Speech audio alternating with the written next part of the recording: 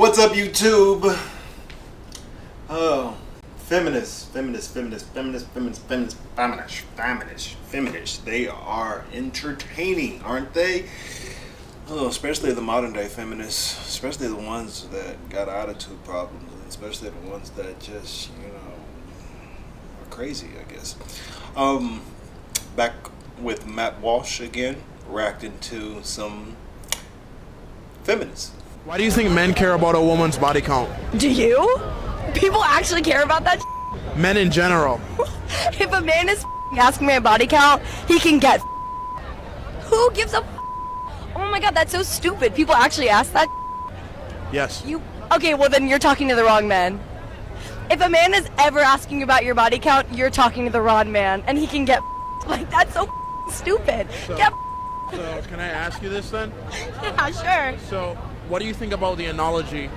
If one key can open many locks, it's known as a master key, as opposed to if you have a lock that can be opened by any key, it's a lock. I think that if a woman is an analogy to you, then you're not ready to be talking to a woman, and you should probably get. So, if a woman is the key to you, talk to your mom, talk to your sister, talk to your cousin. I don't know, get a real life. Okay, see, like, these eyes right here, these eyes. You see those eyes? Like, that's what you want to avoid. Those eyes. Like, you don't, when a girl shows you those eyes, you run the other way. You run all the way the other way until there's no other way you can run that way. And get. Thank you. And a woman is not a key. Thank you. So, a few issues here. Red flags.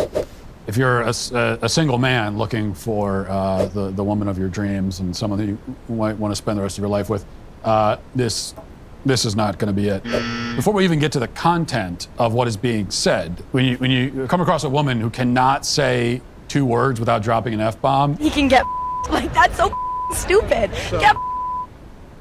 go the other direction, like as fast as you can. That's going to tell you everything you need to know about her. And yeah, now it's also bad if there's a man who can't say two words without saying dropping an F-bomb. It's worse for a woman though. It just is. F you. And that's also advice for women in general. Like if you are having trouble finding a man, you might want to think also about how you're presenting yourself, how you're speaking, and you see there the problem. But then we look at the content of what she's saying. If someone even refers to it as their body count, of course, if you're an old fogey like me, maybe you aren't familiar with this lingo here, but body count means the number of people you've slept with. You ain't even trying to compare body counts. Should I keep going all day? I'm out. Now we call that body count. If you're talking to someone who even uses that phrase to describe their past sexual encounters, it doesn't matter what the number is. Again, go the other way. So it could be, if you're in a dating world, if you're a man talking to a woman, it's a good thing maybe to ask her, to say, what's your body count? Because if she says anything other than words to the effect of, my body count? What are you talking about? That's not how. like, if she reacts that way to that question, it's a good sign. If she drops a number, oh, here's my body count, starts talking about her body count, bad. Whatever the number is, it's bad. I can think of nothing of a more it's like, it is literally dehumanizing. Okay, now you're just referring to, they're not people. They're not people who you had a sexual encounter with. It's not that, they're just bodies, right? Body count, that usually means dead. They're usually referring to people who've been killed. So now you're imagining this dead bodies in your wake. That's the kind of like image that comes to mind. So someone who speaks that way is already another big red flag. But yes, no matter how we put it, if you're talking to a woman who's had many random sexual encounters, then yeah, that's not someone who you want. Look, people can be reformed, they can change, they can go through like a conversion experience. People can change. We have to allow for that. Well, if it's going to help end all of this madness, I'll allow it. But a woman like this, especially, who doesn't even want to consider the possibility that it might be wrong to conduct yourself this way, well, then that tells you everything you need to know about her character, her self-respect or lack thereof. Just before. Okay, cool. Yeah. So, all right. Okay. So, like, first of all, like, I don't understand what. Like, let's look it up. Let's look it up. Let's look it up. The definition of analogy. Here's the definition of analogy. A comparison between two things, typically for the purpose of explanation or clarification. I mean, that's what an analogy is. Like, an analogy is comparison between two things. Sometimes a key, a key and a man, or a key and a woman. Analogy is something that you are supposed to define one thing by using another, or giving an example of one thing to explain another. I mean, of course we know an analogy isn't a woman. What are you talking about? It's ridiculous. And Matt, come on, bro. Like, why can't we use body count? Like, why can't we use the term body count? Like, it's so, more proper when you want to just ask somebody, like, hey, how many people have you slept with? It's kind of weird to come up with somebody like, hey, baby, like, how many sexual encounters have you had? Like, come on, bro. Like, hey, you really want to ask somebody that? You really want to ask somebody like that? Hey, yeah, what's your body count? Tell me your body count. Especially for today's people and today's culture. Like, that was just bad advice.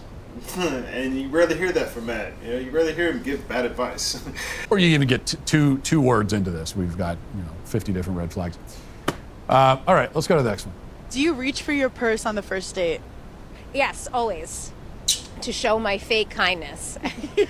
You know better. No, I don't pay for any first date. You asking me out. But you don't even do the No, I'm not gonna pretend. No, you know what it is. If the date is like $100, you'll be fine. Oh, you think that I go to a restaurant on a first date?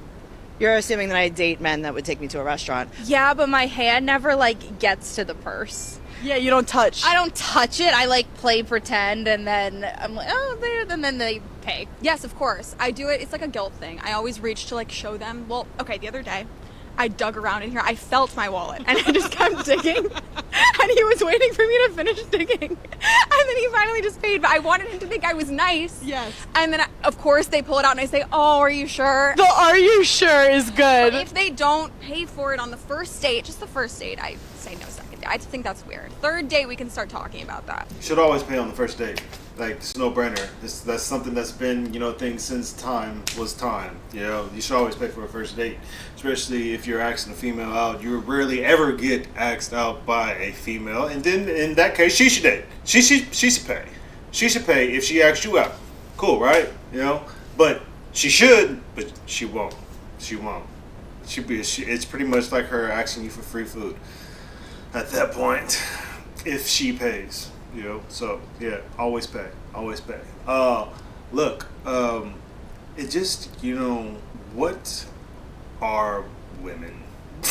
Like, seriously. So if women have this kind of thing in the back of their head that they do on dates like this, I'm just, reaching for the wallet. I'm doing the reach. You see, I'm doing the reach. Do you see me reaching? I'm reaching to seem nice, and then I'm going, I'm sure. How disingenuous is that?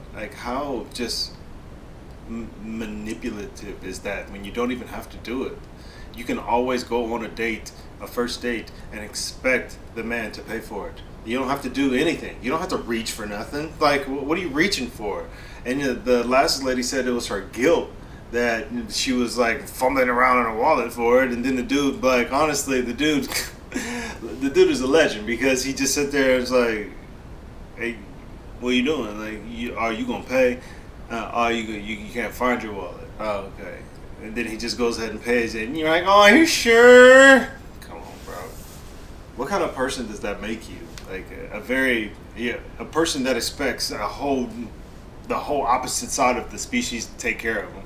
That's what you are, and that's what you expect. But it's kind of weird when the other side of the species is programmed to take care of you. So that's just where we're at. But it's just not fun when women make a mockery of it.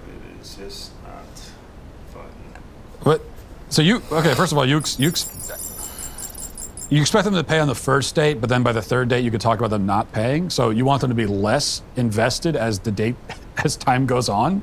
Should it be the other way around, if anything? That on the first date when they don't even know you, like they're not going to pay, but then as you start to have a relationship, now they are paying. Wouldn't you? I think she's talking about like as she starts to, confirm that you're going to be, her man in the future or something like that, then she can actually start doing things for you at that point.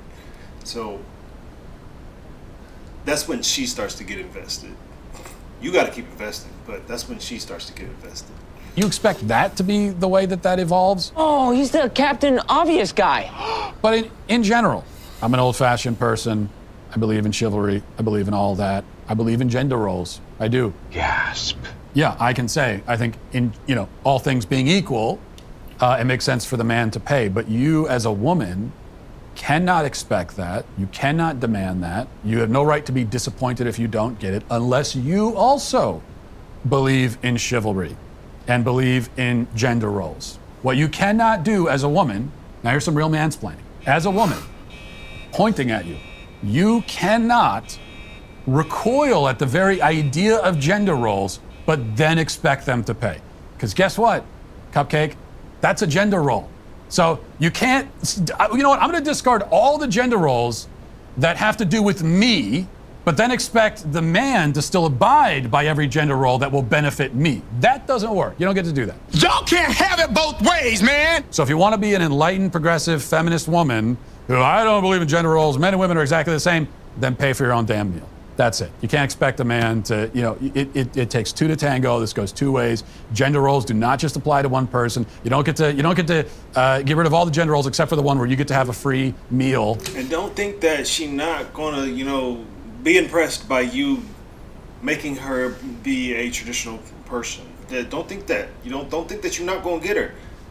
Just be a man, step up, and say what you gotta say. It's as simple as that, really. Whatever. Okay? No. So, if you are a traditional-minded woman and you comport yourself that way, and you fulfill your end of the bargain, part of being chivalrous for a man is to be a man of dignity and a man of who commands respect and acts in a respectable way. If you also are that way as a woman, which means that you're not dropping F-bombs, you're not talking about your damn body count. Guess what? If you have a body count that you refer to that way, you are precluded from having anyone pay for a meal for you. You're not that kind of woman. Sorry. I'm sorry. I'm not sorry. But if you comport yourself with dignity and you believe in tradition, you believe that men are men and women are women, and that's how you act, and you expect, and you want to find a man who has those same values, great. That's perfect. That's the way it should be. But you have to hold up your end of the bargain. You just do. Dating apps, the place where we all go because we're living in a capitalist hell where we have neither the time nor the sense of community to actually meet people IRL. Hi, it's Celine Chica. Let's unpack the downfall of society. The weave. Oh! One Tinder bio at a Okay, time. cut it. Stop it. She said we're going to unpack. She said let's unpack, so we're going to move on from that. I have no tolerance for this. Let's unpack. The moment you say that, I tune out. I don't care what you're about to say next. You could be, maybe you're about to unveil the secrets of the universe. Maybe you have a cure for cancer. The moment you say let's unpack, if you came to me and said I have a cure for cancer, let's unpack it, I'm going to say I don't want to hear it. Get out of my face. Get out of my face. I'll get inside your face. Here's why dating as a feminist feels impossible sometimes and what to do about it. I'm Lily, a top matchmaker turned intersectional feminist. I have this giant unresolved question about feminist dating. Can I ask it here or? Dating coach, and this question right here is so important. Hi Maggie, new friend. We DM'd about her question. Let me read it out to you. I took notes. So you're feeling apathy, like dating. All right, apathy. stop it. This is already taking too long. I'm already bored. Just go to the next one. Did you know that the happiest demographic of people is women over 30 without children who aren't married that live alone? Welcome back to part 2 of things I learned from my feminist mother. You do not need to get married. My mother was born in 1952. For the first 22 years of her life, women were not allowed to have their own bank accounts or credit cards. This changed in 1974, thanks to Ruth Bader Ginsburg. When I was a little girl, I was obsessed with Disney and the idea that Somewhere out there was a prince who was coming to rescue me. Each and every time I would bring up this fantasy, my mother would quietly and gently remind me, "Sweetie, it's okay if you never get married." She told me that marriage was not all it was cracked up to be, and that happily ever after was more often an image that people painted rather than a reality. And now, thanks to that lesson, I fall into the demographic of the happiest people on the planet. Oh, what I a am shock. 35 years old. I live alone. I am not married, nor have I ever been married, and I don't have any children. It's pretty fantastic. Oh yeah, really, you're I also exuding think happiness. It's funny when people reference All right, pause it for a ladies over second. 30. Maybe, see, the Prince Charming never came for you because your hairstyle, you look like a My Little Pony. So that maybe if you hadn't done that, then you would have had the Prince Charming. Can you imagine this? I didn't want to make fun of her really because it's like she had no chance in life. You got a mom. When you're a little girl and you're watching the princess, movies, as all little girls, like my own 3-year-old daughter is going through the phase right now that in my experience can last for like 3 years where she only wears princess. I have not seen her wear anything but a princess costume for the last 4.5 weeks. She wears it to bed. Awesome. She will not wear anything else. But can you imagine going up to a little girl watching the princess, is into the princess thing and then saying, that's not real. You won't be happily ever after. In fact, little child, you'll be better off living alone. Facts, and what marriage is so good for you, ladies. Why would you not want to get married? Why would you not want to do that? Well, because you don't want to rely on no man. He relying on you too, though. So it's a two-way street. Like, that advice is so outdated. Dying alone. That's what would be good for you.